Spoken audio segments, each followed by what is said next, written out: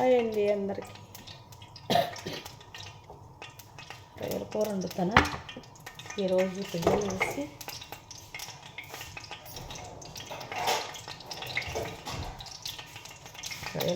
రొయ్యల కూర చేసుకుంటున్నా. వైట్ రైస్, రొయ్యల కూర, ఆనియన్ వేస్తున్నా. ఫస్ట్ ఏం లేవండి, ఆవాలు, కరివేపాకు పోయేటింది కదా, ఏమీ లేవు కదా, సింపుల్గా చేసుకుంటున్నా.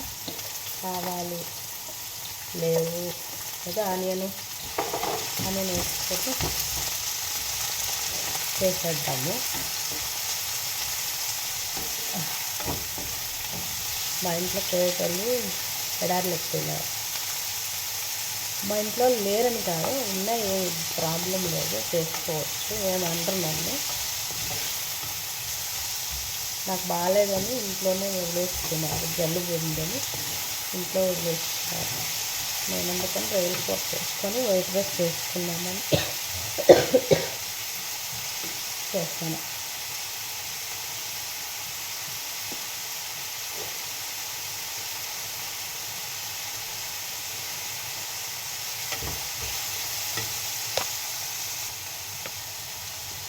అన్నం కూడా పెట్టుకున్నాం, రైస్ చిన్న దానికి రైస్ పెట్టుకున్నాం.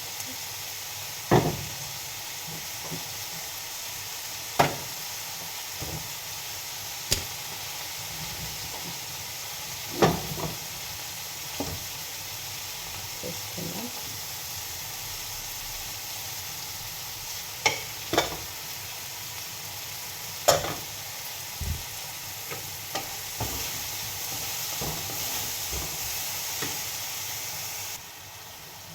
అల్లం పేస్ట్ వేసుకుందాం.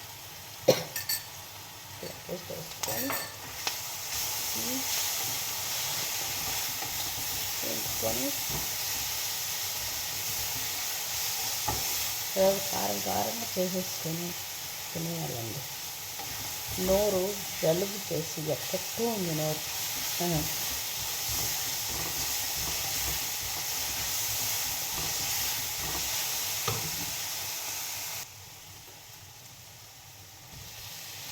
టమాటాలు వేస్తాను. నేను ఇలా వండుకుంటున్నాను. మసాలాలు ఏమేమి వేస్తాను నాకు తెలియదు, మసాలాలు ఎక్కువ తిన్నాను. ఊరికే టమాటా, ఎర్రగడ్డ, అల్లం పేస్టు, మిరప్పొడి, ధనియాల పొడి వేసుకుంటా అంతేనండి. ఉడకని నేను ఇండియా నుంచి మిరప్పొడి, ధనియాల పొడి తెచ్చుకున్నా. చూడండి,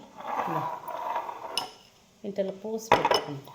ఇండియా నుంచి కేజీ తెచ్చుకున్నా. ఇంటికి పోయింది ఇండియా నుంచి కేజీ తెచ్చుకున్నా మిరప్పొడి, ధనియాల పొడి. దీంట్లో సపరేట్గా తీసి పెట్టుకొని మిగతాది ఫ్రిడ్జ్లో పెట్టుకుని వేస్తా. ఎప్పుడో ఒకసారి చేసుకుంటాం కదా, చెడిపోద్దేమో అని మిరప్పొడి, ధనియాల పొడి ఫ్రిడ్జ్లో పెట్టేస్తాను నేను. ధనియాల పొడి,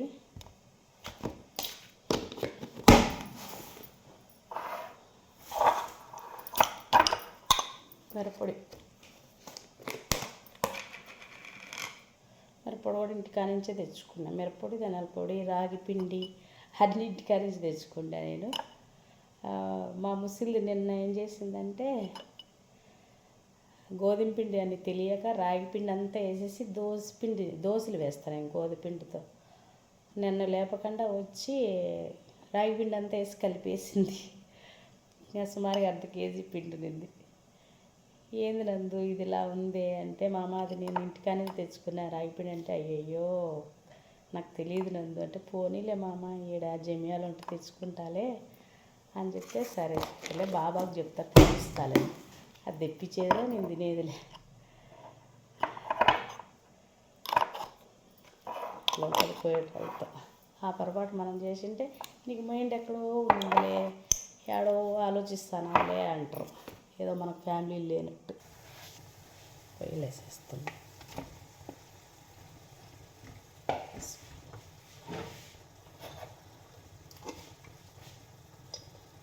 పసుపు కలర్ లేదు, అందుకే దండిగా వేస్తాను పసుపు.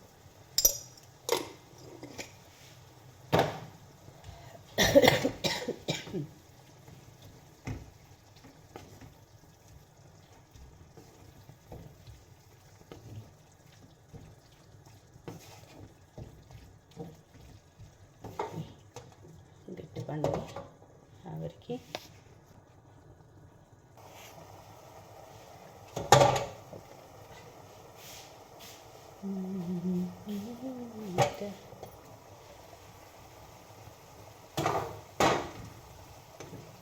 ఇదండి రొయ్యల కూర. రొయ్యలు బాగా గట్టిపడినాయి. చూడండి రొయ్యలు ఎలా ఉన్నాయి.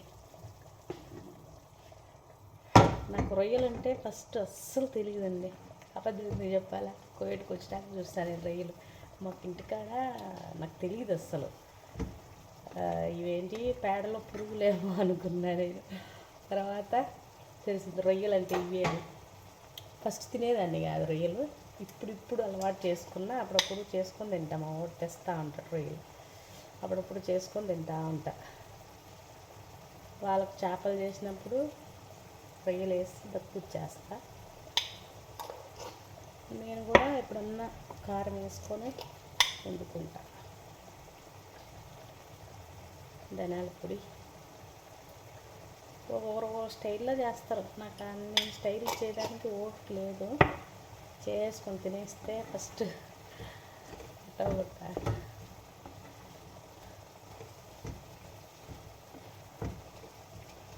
ఉడకని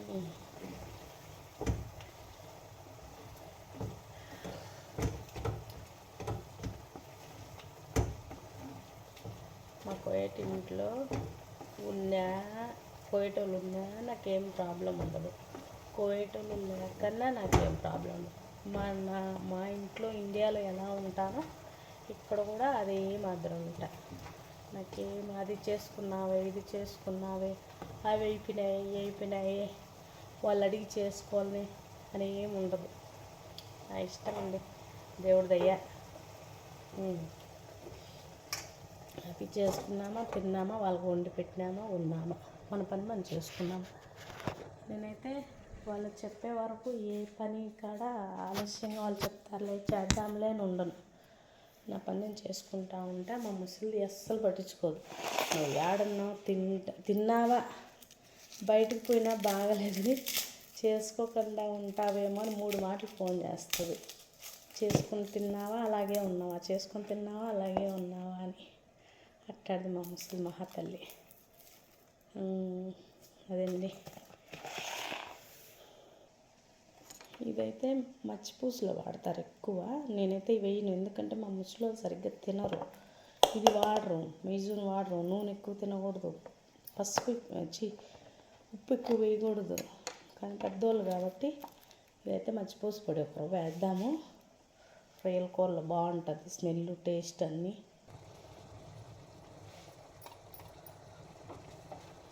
వేసుకుంటే స్మెల్ అదే మన ఇంటికాడ గరం మసాలాగా అనుకోండి.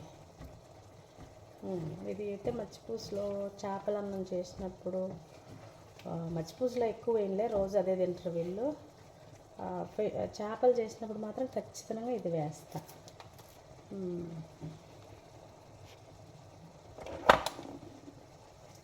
లైట్గా వాటర్ వేద్దాం. మా ముసలమ్మకి 13 మంది అండి పిల్లోళ్ళు. అందరికీ పెళ్ళిళ్ళు అయిపోయినాయి. ఒక్కడున్నాడు. వాడికి అయిపోతే అందరికీ అయిపోయినట్టే. బేస్తవారము, శుక్రవారము, శనివారం ఈ 3 రోజులు ఎక్కువ పని ఉంటుంది నాకు. ఈ 3 రోజులు వస్తారు. మా 3 రోజులు ఉంటారు కూతుళ్ళు. ఇంకా మంగళవారం కోడళ్ళు వాళ్ళు వస్తూ ఉంటారు. మనుషులు అయితే వస్తూనే ఉంటారండి. ఓపికగా చేసుకుంటూ ఉండాలి. మనకు డబ్బు కావాలా, వాళ్ళకి పని కావాలా, అంతే. ఒక హాఫ్ నిమ్మకాయ వేద్దాము, పుల్లగా ఉంటుంది, బాగుంటుంది. చింతపండు అయితే వేయలేము. ఏమో చింతపండు నేను ఎప్పుడు వేయను. మన ఇండియాలో లాగా కూరలు అవన్నీ చేయలేము. చింతపండు అంటే చేపలు చేసినా కానీ అవన్నీ ఒక హాఫ్ వేస్తా రొయ్యల్లో. చూడండి కూర ఎలా ఉందో. నాకేమో స్టాండ్ లేదు, వీడియోలో ఏమో చేయలేము, ఏం చేయలేము. ఒక విషయం చెప్పనా మీకు. నిమ్మకాయ ఉంది కదా, కువైట్లో చాలా మందికి ఇవన్నీ ఫేరీ సబ్బు వాడి అంతా పగుళ్ళు వస్తాయండి.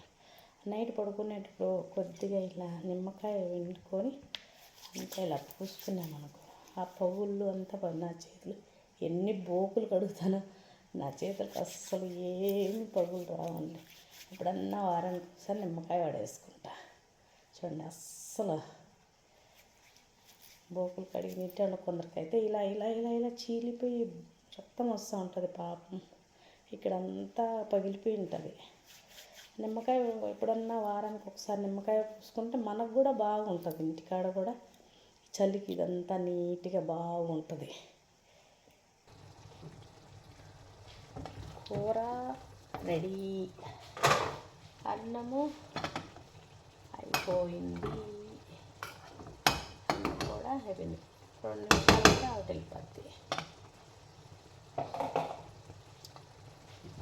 వాళ్ళు ఉన్నప్పుడైతే వాళ్ళకు వండి నాకు వండాలంటే కొద్దిగా కష్టం అనిపించదు. వాళ్ళకు వండి నాకు వండుకోవాలంటే కొద్దిగా చేయలేము. అందుకనేసి వాళ్ళకి చేసిందే తినేస్తా. ఎప్పుడో వారానికి ఒకసారి అట్లా అనిపించినప్పుడు మాత్రమే చేసుకుంటా.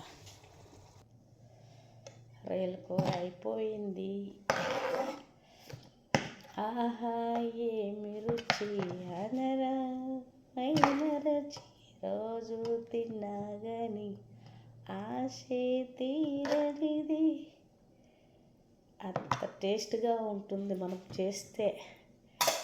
నన్ను ఏందో అందరూ ఎగతాళి చేస్తారు, బలి చేస్తావు అని.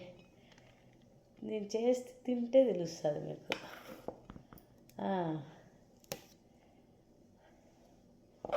అట్ట పాడకుండా తినాలి. ఆహా ఏమి రుచి తినరా మైమరచి రోజు తినగాని ఆశే తీరనిది అనుకుంటా భుజించుదాం. ఈ పొద్దుటికి, ఈ పూటకి ఈ రొయ్యల కూర, ఆ వైట్ రైసు తిన్నాం అంతే. అందరికీ బాయ్. నా వీడియోని చూడండి, సపోర్ట్ చేయండి.